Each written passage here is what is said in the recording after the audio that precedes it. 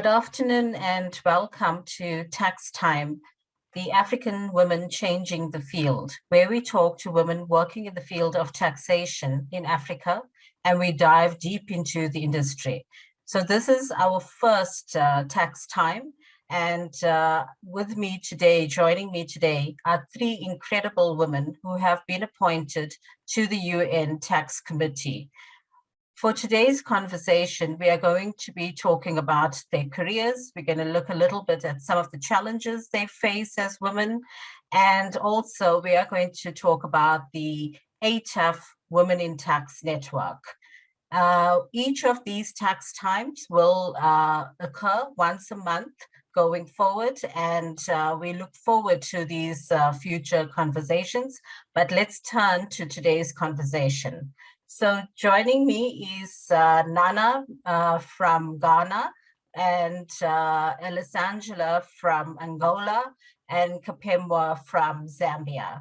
So I will start with the first question, and which I will first start with you, Nana. If you can share a little bit about your career and what has got you to the UN Tax Committee. Hi, Basha, and hello to everybody. Thank you so much for the opportunity, and thank you for making me the first. Very appreciated. I always find it amazing that tax has become such a huge part of my life, because in law school, I hated tax. It was my least favorite subject. I kept insisting that the only reason I did law was because I don't like numbers. And then they threw tax at me. So I found it very interesting when right out of law school, I got offered a chance to do a kind of internship, or what we call in Ghana, national service, with the tax authority. And that's how I fell into tax and have been in love with it ever since.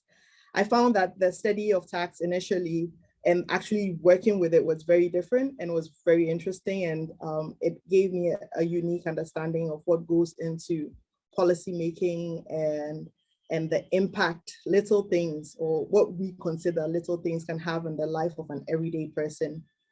And it's been an interesting journey. So I started with a national service in the tax authority. Then I went back to private practice for a couple of years before finally falling into my calling and going back to the tax authority for about 2 years. After that, I got the opportunity to work with the OECD in Paris, and that was also very informative. I mainly worked with tax transparency and mainly with African jurisdictions, and finding, going all over Africa and finding that every country that I went to felt remarkably like home was a very unique and exciting experience.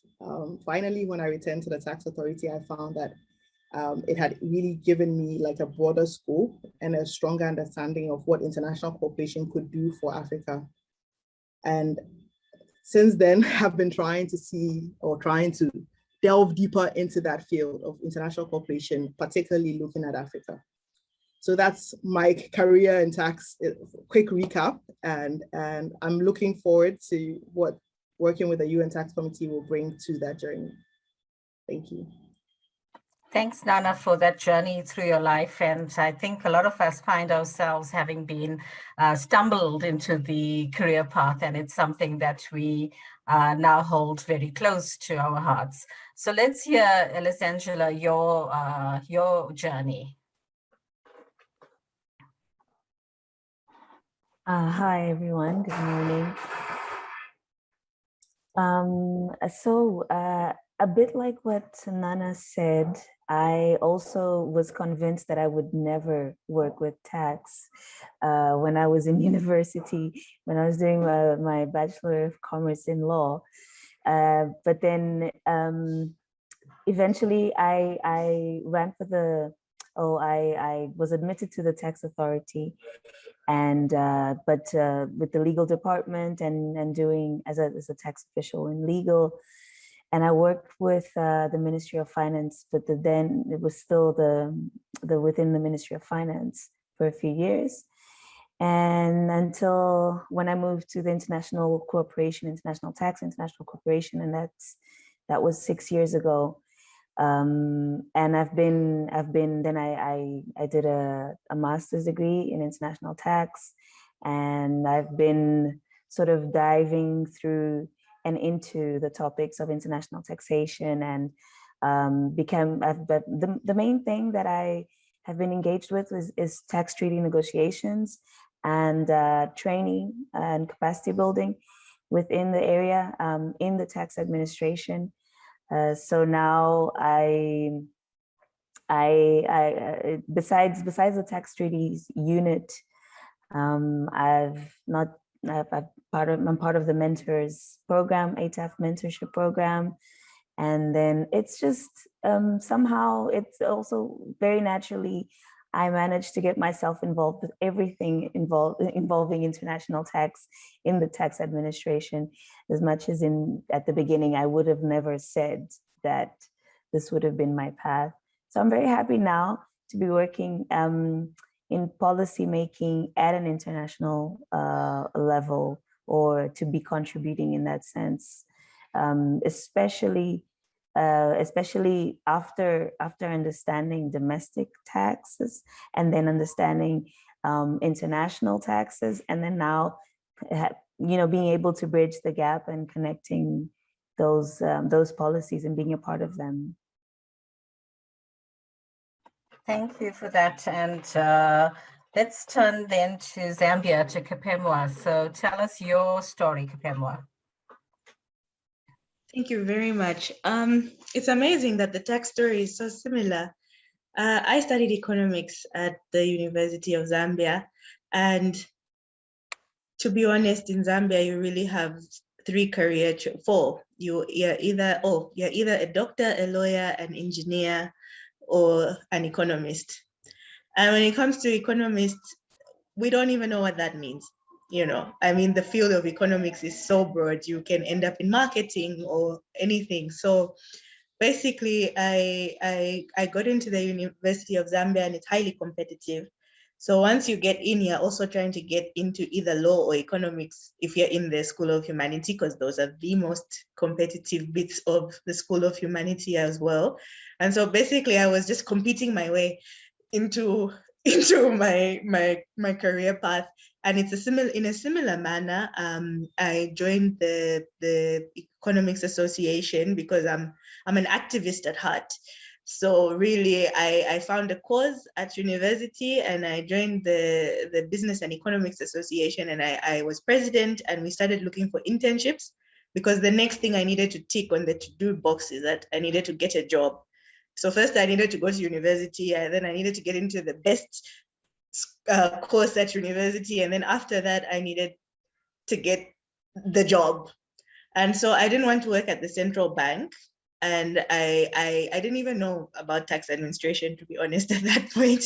And so we got internships, and somehow there was an internship opportunity at the Ministry of Finance. And so that's how I think being president, because I never had the best grades, I just had the biggest mouth. So, but I couldn't do law because that the level of thinking required in law is not for me. I need the numbers. So anyway, that's how I got into the internship program at the Ministry of Finance. That's about 9 years ago now, 2012. And then I was allocated to the tax side. I actually started work in customs and excise policy. The department was structured slightly different than it is now. And so I did customs and excise for about 5 years. And then, but because on the policy side, it was not very rigid. So we touched a bit of everything. You would work generally. So I worked my way through most of the taxes, but my primary focus was customs. And then in 2018, the departments got reallocated, and there was a department that was a unit that was now called Domestic and International Taxes. And I was promoted into the position of Principal Budget Analyst in that department. And I guess the rest is history. My director is the one who nominated me for the position on the UN Tax Committee. And honestly, it was quite miraculous that I was selected. I'm quite amused when I went and saw all the credentials. I just said, okay. I have no idea how I was selected among such amazing CVs when I read it.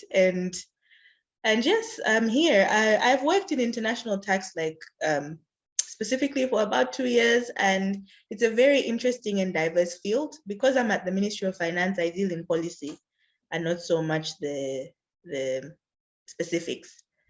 But I think in a nutshell, that's how I got into taxes, and that's how I am now in international taxes. And my main interest is the policy aspect. And as has been said, given the extent of globalization, the issues of international collaboration are just getting more and more important and more visible, and we can't run away from them anymore as any nation, no matter how big or small. So it's an exciting place to be, and I'm honestly just waiting to see where this journey goes. Thank you. Thank you. And just listening to the three of you, yes, there's a lot of similarities, I think, amongst all women in tax. And but I think that the three of you have very different backgrounds as well in terms of what you studied. So you're going to do us proud at the UN Tax Committee, and we look forward to what comes out of there and the debates and the standards that you would be influencing for Africa with an African voice at the UN Tax Committee. So we've now heard about your career. Let's just think, this has come back a little bit to closer to home and what we've had to experience over the last just over 18 months, I think it is now, and COVID, and we've all had to change the way we work. We have to work virtually, and as women, we have to take on more caring responsibilities at home. So tell me a little bit about how you have coped during this time of the pandemic, and also how did you see your colleagues, other women in your administrations, coping during this time in a virtual world? So let's this time start with Elisangela. Well, during this period, the pandemic, I think what's most notable was in my path was the fact that I had to not rethink, but reorganize my plans and my career path and personal life. I was asking a lot of fundamental questions and existential questions, and it now all makes more sense. It now also makes more sense why I was asking those questions then. I think it was a period of reassessing for almost everybody and reorganizing priorities. So one of the main differences was sorry, can I just take a minute just to ask my colleagues to, sorry. Let us come back to you. Let's go to Kapembwa. If you can maybe just also tell us, how did you cope during this time? I've heard you have a little a baby. So just tell us, how did you cope being at home with your baby, working, and coping in this virtual environment? Thank you very much, Vasha. It's going to be very strange. So COVID happened just at the time for us in Zambia. It reached us at about like March 2020, and my son was born in January. So I was already on maternity leave, and having a small baby, I was already isolated, just generally. So when COVID happened for me, I actually didn't yet have to balance the work and home equation because I was on maternity leave, and I had actually taken an extended leave because in the government, if you don't take leave, there's the opportunity to take quite extended leave for the period. So I was on leave for about 8 months actually. And what happened for me then was that I basically followed the COVID story on the news. And I remember in September when I had to go back to work, I was terrified. I was absolutely terrified. And I work in the budget office. And so for us, there actually wasn't that much of an option to work from home or work virtually, because a lot of what we deal with pre-budget is confidential. And I guess we haven't yet established the virtual systems to ensure that the information that the government wants to keep confidential stays that way. So we were going into the office, and I literally sent very long emails to my director requesting that, can everyone in the office be tested so that I can know what I'm stepping into? And yes, it was very terrifying. And in terms of like the home balance, most mothers in Zambia, we would feed, like breastfeed our children for extended periods and come home at lunch. And that was no longer an option. So there was a lot of what I had always expected would happen when I had a child had to be, as Alessandra was saying, reassessed, reevaluated. And then there was the whole aspect of being in the house and not seeing anyone for 8 months and then having to go out there. So it was quite terrifying. And now I think literally I've come to the point of acceptance, and I have so much faith in the science and the doctors and their advice in terms of mask up, social distance, don't touch your nose, mouth, and eyes, and those things, because for the last year now, we've practiced that quite religiously, and luckily we've been minimally, like in my family, we haven't been, devastated by the pandemic. But I think in terms of mental health, it's been such a challenge, and having so many people so close to you lose parents and siblings. The COVID pandemic has really sort of, as Alessandra was saying, driven me personally down to the basics. What is the most important thing? And all the unnecessary things, all the unnecessary trips to the mall have been cut down. Yeah, I think that's COVID and me for now. Thank you. And it was good to see that you were able to make the transition from maternity back to the workplace and to the UN Tax Committee. So great to you, and kudos to you. So Nana, maybe tell us about you and how you've coped. I know you do a lot of training, and you also have a little girl. So how did you cope in this time and working virtually? Thank you, Varsha. And listening to what my colleagues have said, I find that there's a lot of similarities, as you said, and a lot of differences as well. So as Elisangela said, COVID brought a lot of reassessment. It made you reevaluate a lot of things you used to take for granted, and a lot of basic stuff that you would never have even considered. I've always been a huge proponent of working from home. I've always wanted, at distance and remote stuff. I figured that technology had given us advantages that we didn't fully utilize until COVID.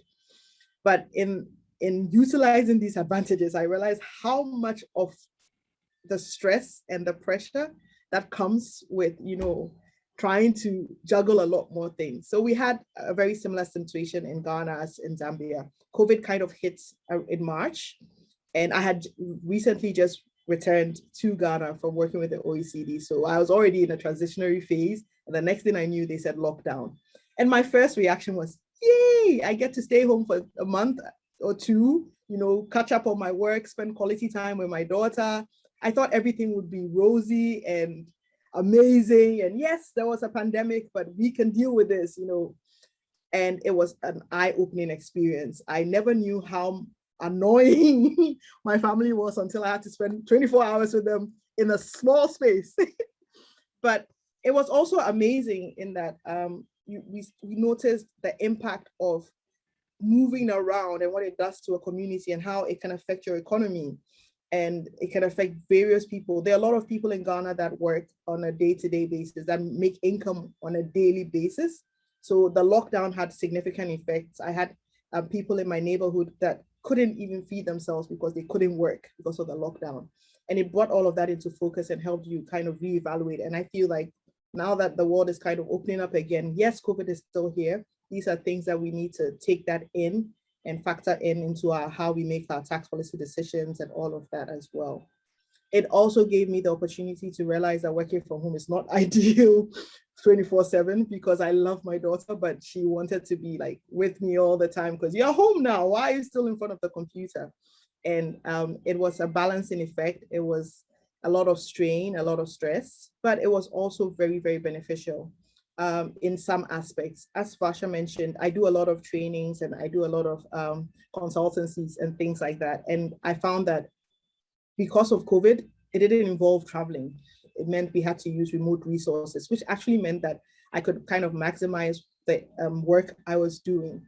And it also meant that I needed to be more conscious of the workload that I take on, because now that you didn't have to factor in travel time, you ended up booking yourself for 4 or 5 meetings in the same week, assuming that, oh, it's just switching on a computer, when in actual fact, it was a lot more stressful and very overwhelming in some instances to switch from one call to the other, 5 calls in a day. And at the end of the day, it was very, very draining. So yes, COVID has brought us a lot of opportunities. It has opened up a lot to us. But as women, as family people, as Africans, we've also had a lot of stress and a lot of unique situations. And as we go to a post-COVID world, hopefully, I hope that we're able to carry those lessons with us. And I fully intend to try and maximize that, whilst also hopefully making it a better post-COVID world. Thank you. Okay, thank you, Nana. And maybe we can move to the next question. Just looking at the workplace, tell me, what as women have you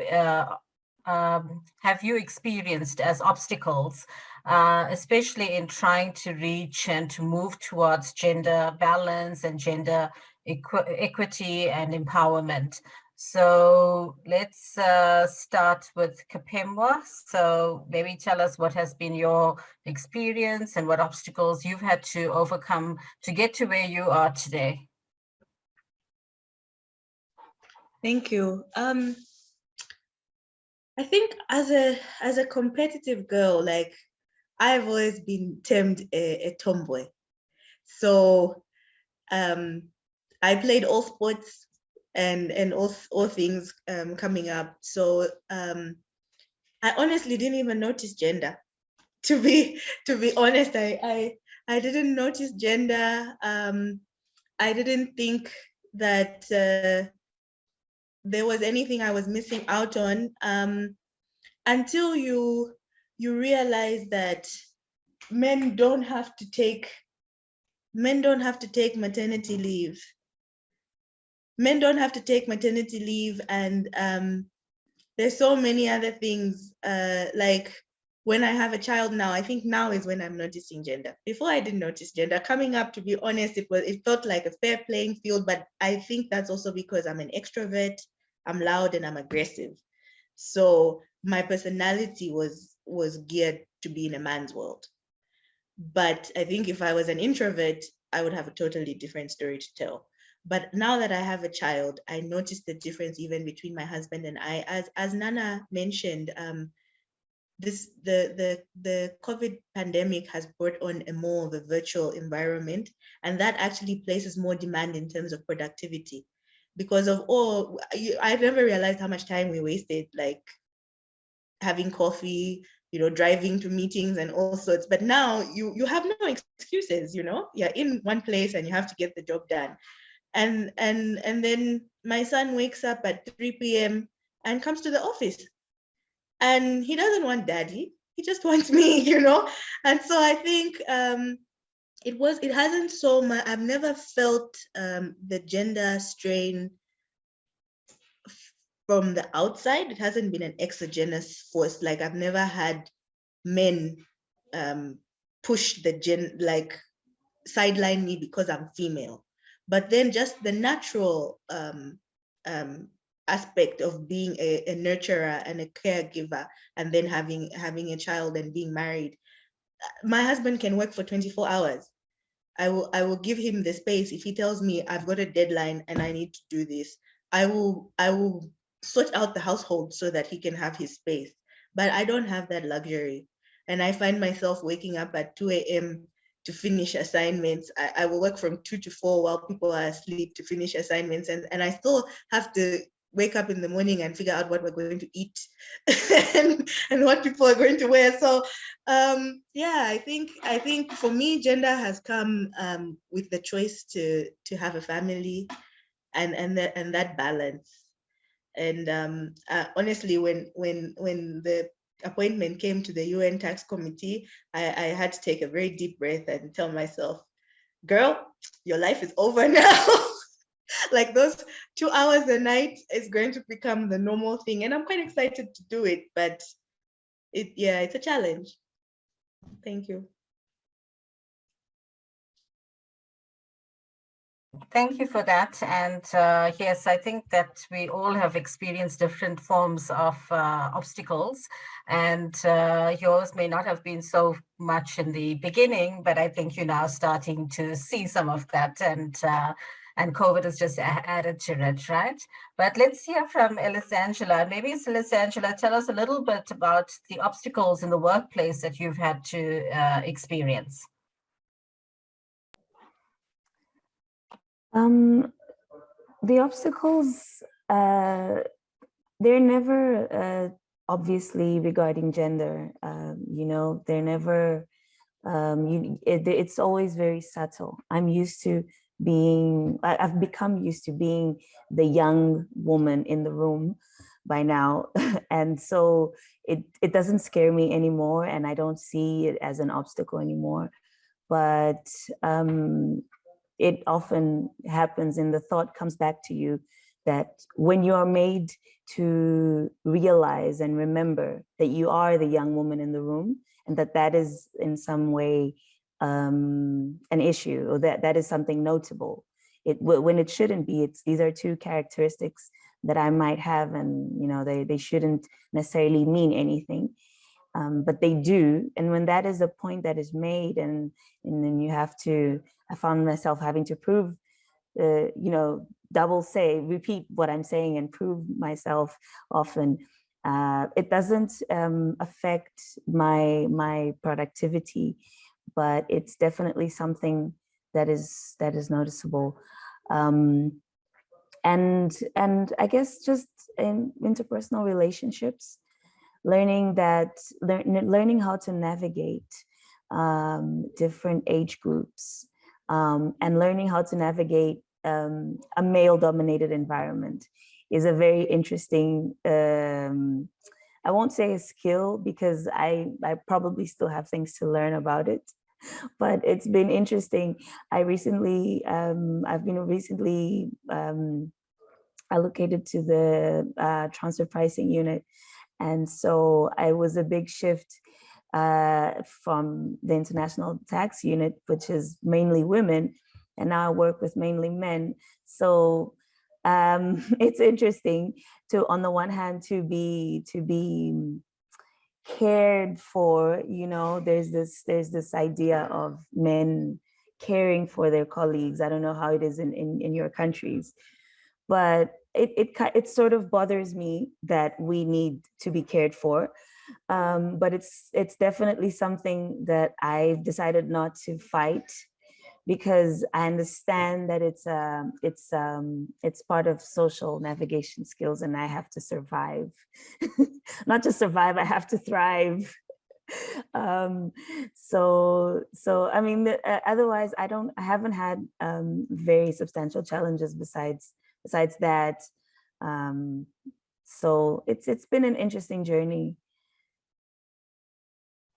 Okay, thank you, Elisangela. And maybe Nana, just picking up on what Elisangela said about, being young and being the woman in the room.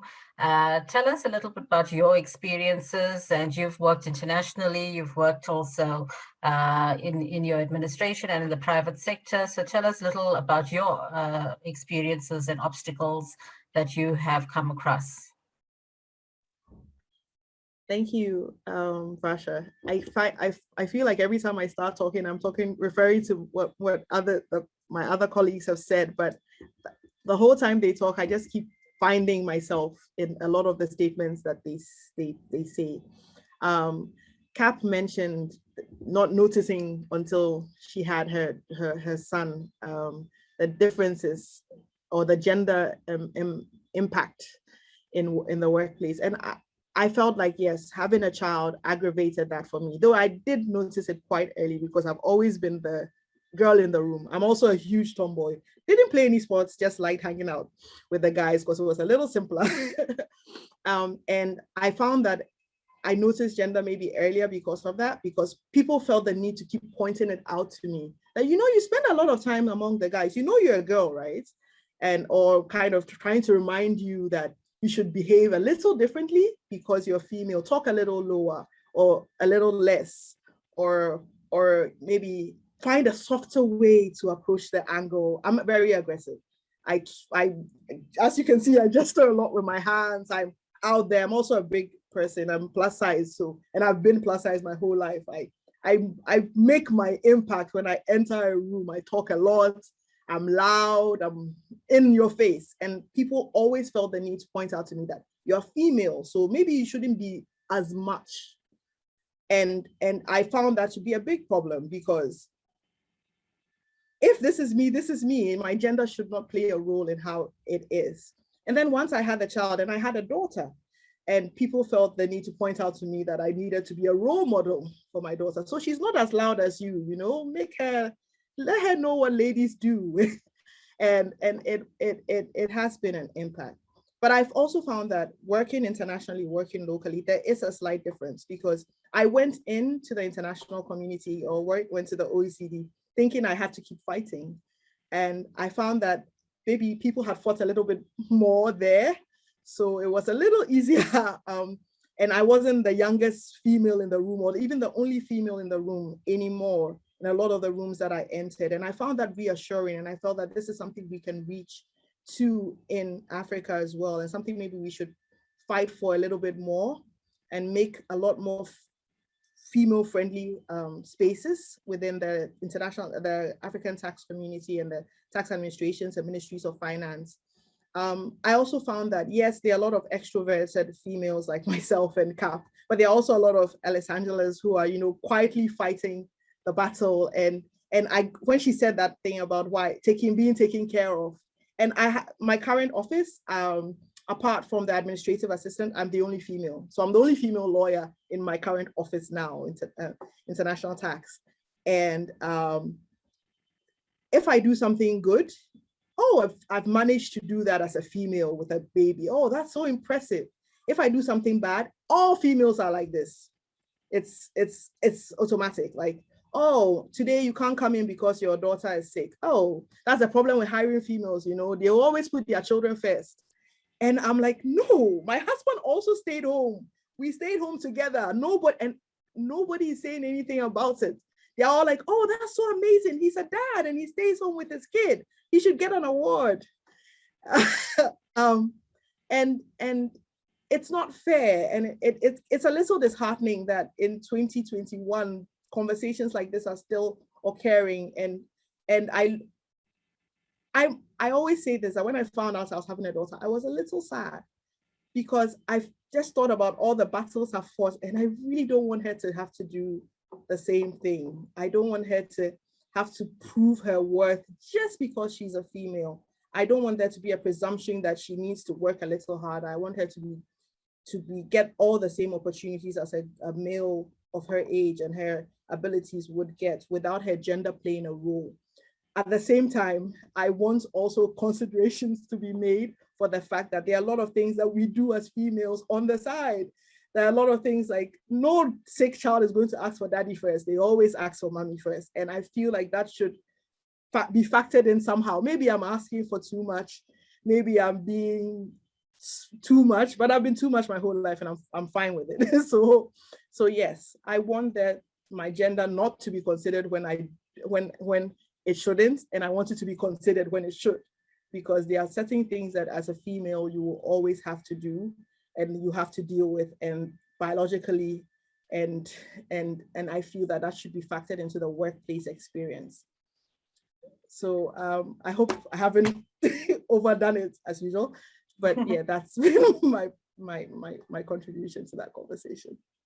Okay, thanks, Nana. I think that you guys have covered nicely your careers, a little bit about the obstacles, and how you are dealing with, how you deal with your responsibilities. But tell me, you've also mentioned, and I think Nana's just mentioned it, that, we need to have more women in the room. And what is your advice to young women who want to enter the career in taxation? So let's start with Elisangela.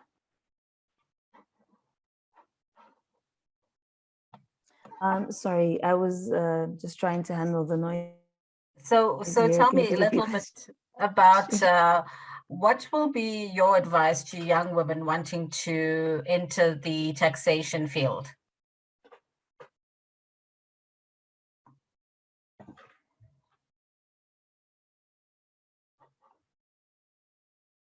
Firstly, besides education, besides making sure that you are dedicated and focused to your studies, going through those tough times that whether you went to a law school, university, or economics, or whichever one it was, it will be tough, and we all had those moments when we were asking ourselves, why did we study? Why did we choose to study this? Why didn't we go into arts or literature, which are great degrees, but we have a perception that they are easier. I remember thinking that when I was doing my master's in the University of Florida, at some point I said, you know what? I already have a degree, I have a job. Why am I going through this? Why am I choosing to hurt myself even further? But it is important. Now I understand that it is important to be dedicated to your studies. This is a career that is very technical, and even if you don't go through a formal master's or postgraduate education, any kind of technical courses and just studying, just continuous studying is essential, and understanding yourself as a technician, as a technical element of the structure. This is what I'm most proud of in my career so far, and this is what I think safeguards some of us. I'll speak for myself, because we are technical, we are analyzing, we are providing solutions, or thinking about solutions, or studying solutions. We're sharing knowledge, and so we don't have to worry about political things at a political level, and we don't have to also worry about we get to focus, and we get to specify. And being African and being women, I think it's essential if you can specify and focus, because then you will it's a way to ensure your place in a room, and in whichever area you decide to focus on. If you focus, and if you make sure that you are maybe if you're the best, awesome, but if you can be at least among the best, or among the ones that are detailed and focused in an area, then you can you have less hurdles, I think, to go over. It's already so complicated to be a woman in the environment. And when Nana was speaking, I was just thinking, oh, I'm also very vocal, but I'm trying not to put that through in this conversation. But my colleagues have to constantly take my very strong opinions, because there is a woman in the room, and whether they like it or not, they're going to have to and be inclusive in that sense. So having a strong personality might become make interaction difficult with other people at some point, but it will defend you, it will protect you, because this is still, at least in my country, it's still a male-dominated environment. So you have to be a strong. I think all women are strong, but you have to be certain about your strengths. Let's say it that way. Okay, so thank you. And I think what you've said is really important about being technical and bringing that to the table, and also the assertiveness. So Nana, you have a daughter, and you were telling us a little bit about your thoughts about that. So tell us how and what advice you have for young women who want to join the area of taxation. I feel like Elisangela has said everything. But yeah, I mean, she really nailed it on, like hit the nail right on the head. Assertiveness is important, but you need to know your stuff. Nobody's going to make excuses for you, and you shouldn't want that. And you should know that a lot of people are going to expect very little from you, so you need to push the little bit extra to exceed, the highest expectations. Make sure you don't make mistakes, because you will not be forgiving for them. And every female out there will be tarred with the same brush for one little thing you did wrong. So there's a lot of expectation, but I also believe that women are strong. We go through a lot before we are out there, before we even step out into the world. And I feel like it gives us an innate strength. So I believe that all the young people that are considering, all the young women out there that might be considering a career in tax should go for it. You have that strength, you have that brains, you have the ability, and that's something you can do. I also think that one thing that could help is to have more safe spaces. Not to be plugging my network, but I'm a member of the ATAF Women in Tax Network. And when I found out that ATAF was doing something like this, I was really excited, because there are not enough spaces for women to just be with other women and learn from each other and find out like what happened, or even to get like somebody to listen to you when you go through a hard day, who might have a similar background or may have experienced something similar. There's a world of relief and power in that. So we need a lot more safe spaces. I'm very happy we have something like that in ATAF's network. I would encourage anybody that's even considering it to join. Yes, I know I'm really plugging my network right now because I'm a member, but I think it's something that could help. And also from my own personal experience, and again, Varsha, not to put you on the spot, but when I went to the OECD, Varsha had been there for a couple of months. And honestly, my first few months were really hard. And I get a random email from a lady who is like, oh, hi, I'm South African, and I heard you are from Ghana and you're here, and can we do lunch? And that was a really good moment for me personally. I sat after that lunch, I felt a lot more settled. Having her in the same organization, so we could have like little coffee breaks and talk about things that are uniquely African, like, oh, did you notice this? That's so, it just gave you, it didn't make you feel so alone. And since then, she's been a real source of information for me whenever I have to consider something. And I feel that having somebody like that in your life is important, particularly as a female in our industry. So it's important that we have spaces like that for people to meet and connect. And after this conversation, for example, I'm going to get everybody's number so we can have our own WhatsApp chat for when we go for our first UN tax committee meeting. But I think it's important that you build these kind of communities. We are very few in the industry now, and if we want to expand that, then we have to make the way for the new people to have access to us and be able to learn from us, and we also learn from them, and maybe make it a little easier for them to do things that might have been hard for us when we did it. So that's what I have to add to the conversation. Thank you. Thank you, Nana, for that. And thank you also for what you said. I mean, I think for me, it's very important to always bring along other women and to reach out to women. So if you're African and you're in a very much developed country environment, you need to reach out to other developing countries that are there, and you need to be able to steer them along and to support them. So I think that's very important.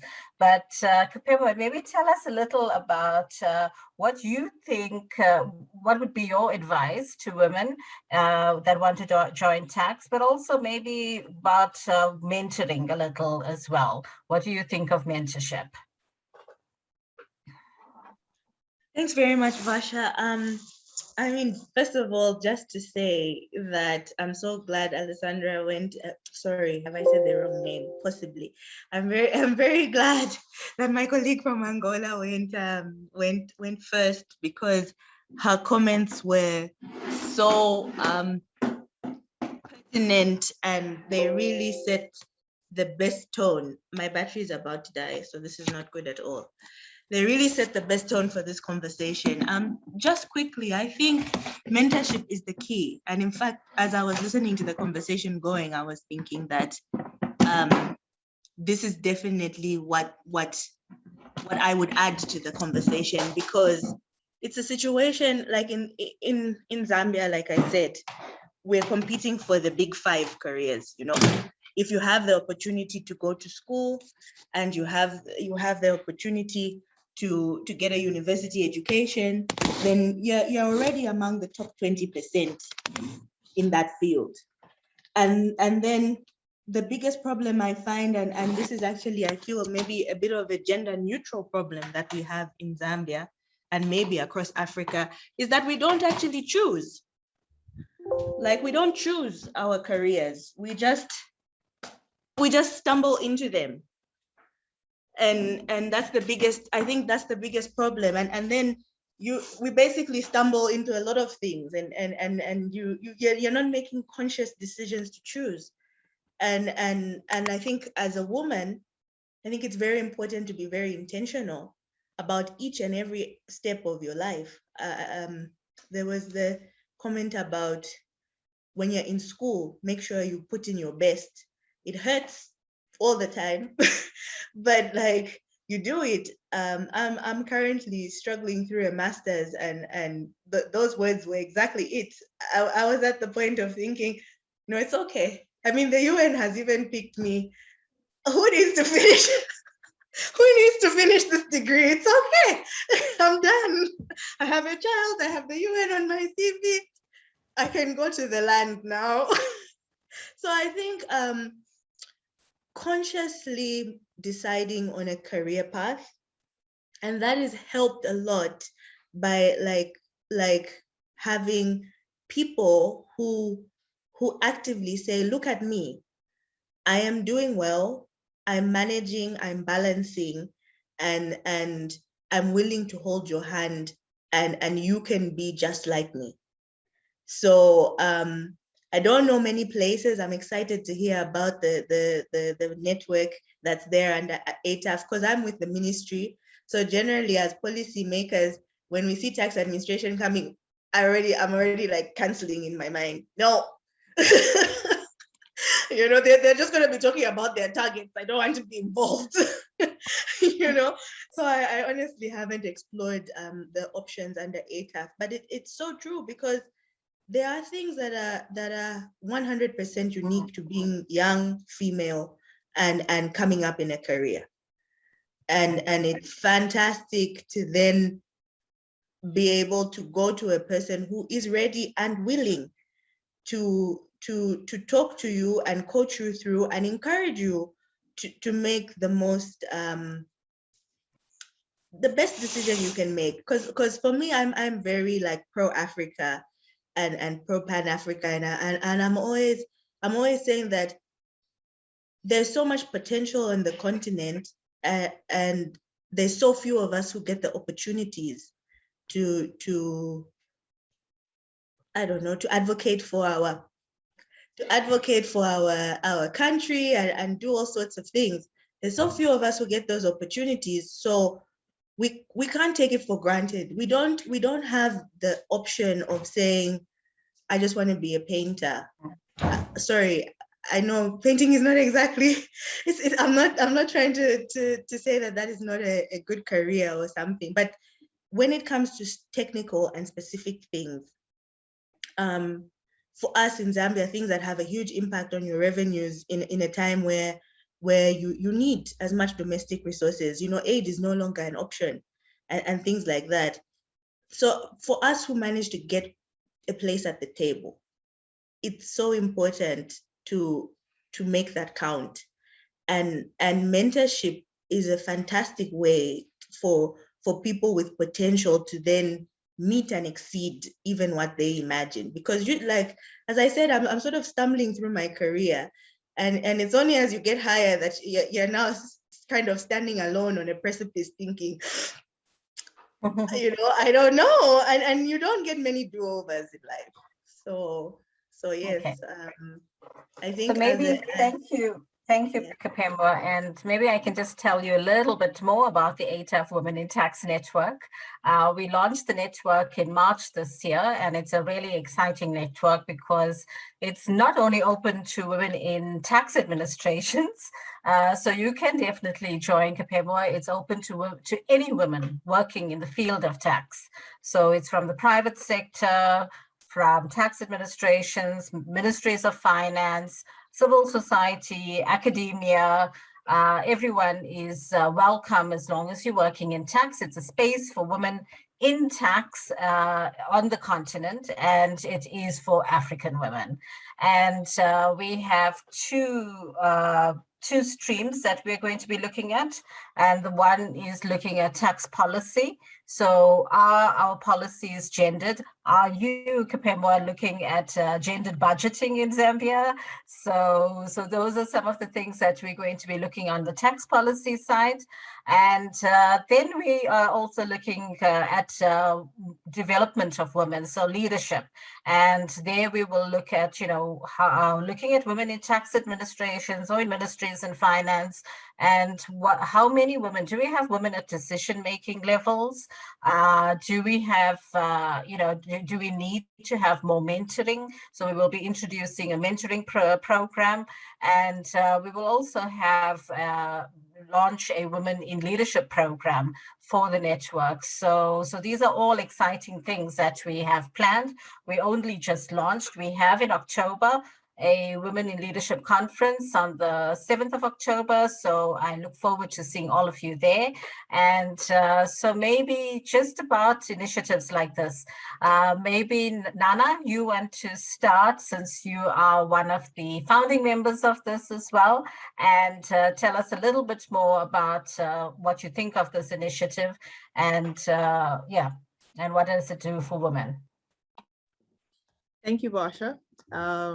So yeah, as Basha mentioned, I'm one of the founding members of the initiative. I believe that it gives women what I said initially, a safe space to interact, a forum for you to meet people that are in similar field as you, that may face similar challenges, so you can learn from each other and kind of build capacity together. It also provides kind of what Kapembwa was talking about in terms of mentorship. It's important to see what other women have been able to achieve in that field, how far they've gotten to, so it helps you kind of plan out what your future could be in tax. I agree with you totally. I feel like a lot of the time, even the three of us kind of mentioned falling into tax. And it's important to know what the options are in terms of your career, what kind of things you can approach, and what kind of choices that are available to you, so you can plan. Because as women, not planning is not really an option, because there are so many factors that are there that you have to consider, particularly in our part of the world, where options and opportunities don't always open up at the right time for you. So it's important that you have at least some kind of plan that you can follow. And the ATAF Women in Tax Network, for example, has a mentorship program that's going to be launched really soon to link hopefully mentors like yourselves with young upcoming women in tax. And it could be cross fields.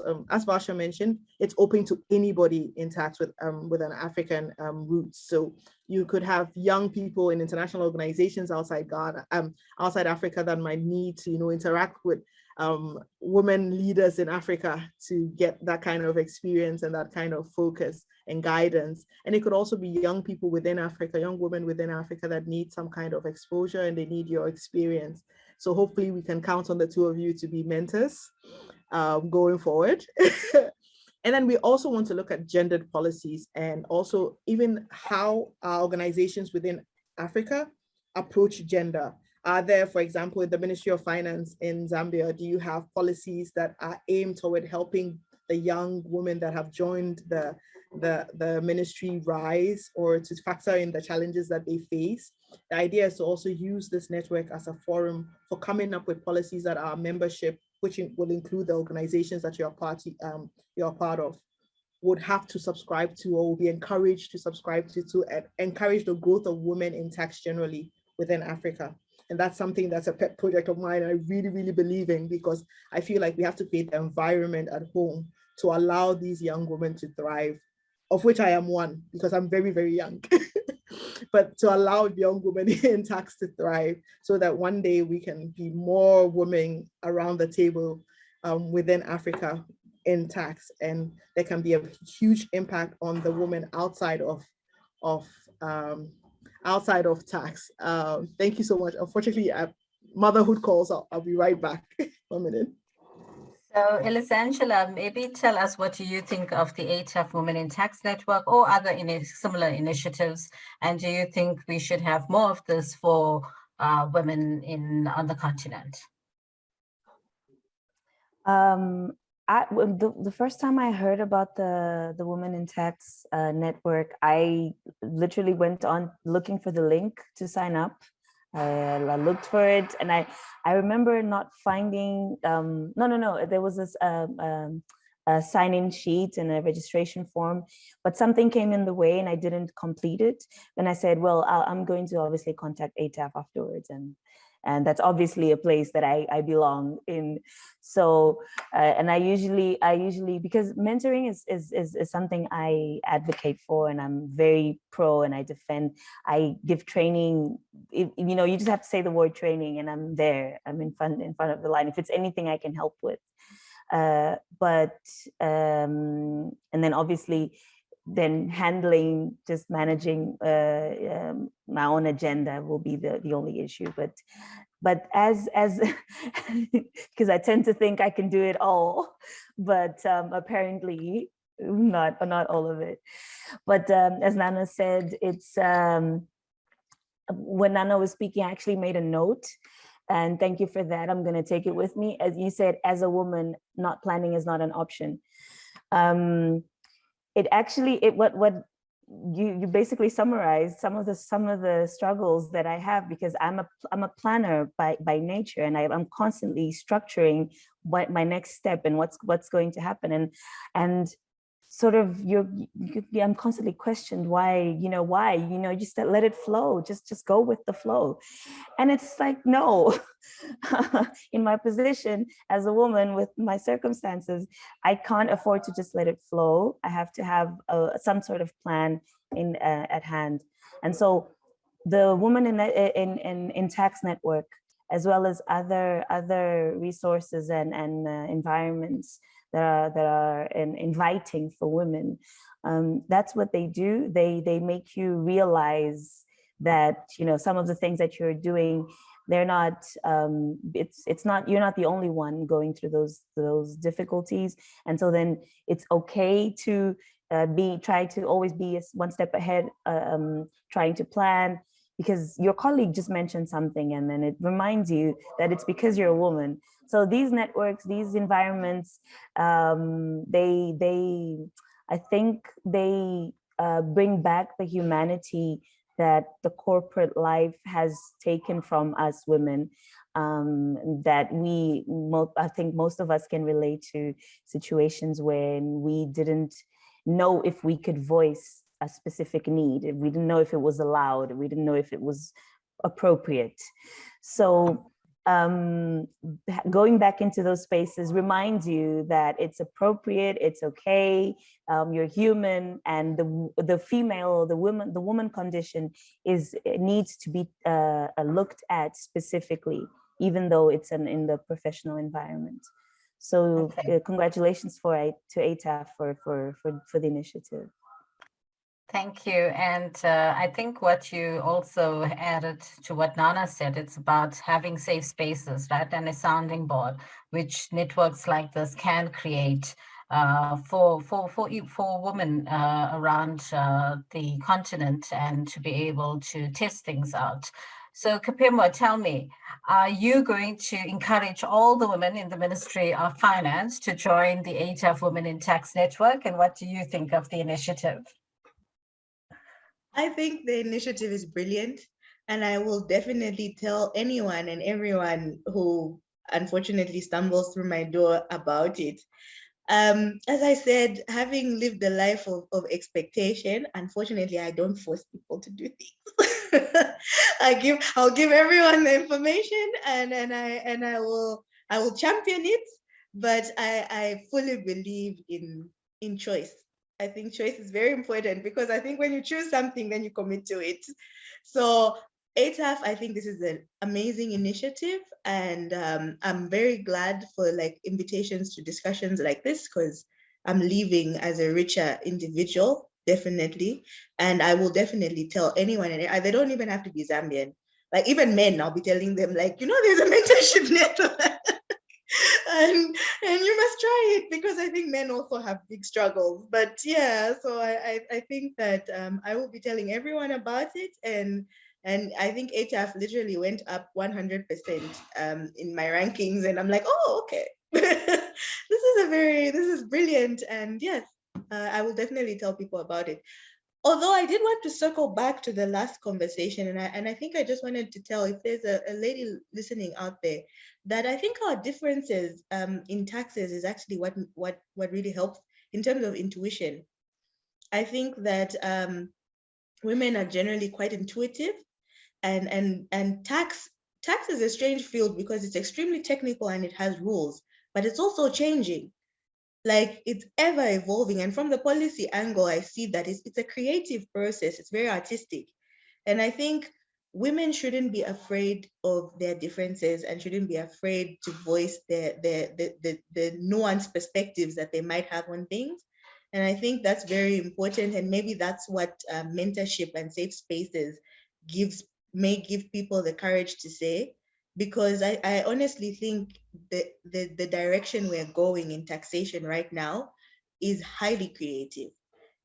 We're literally moving, and especially as the African continent, I feel like we're moving into a space that we've never been in before.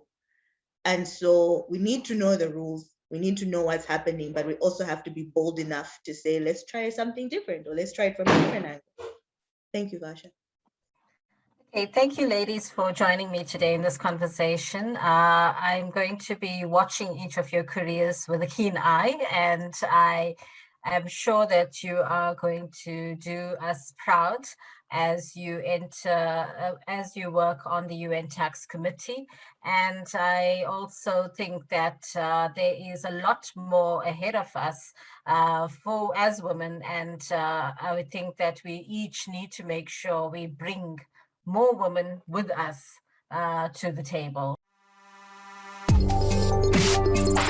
Preview.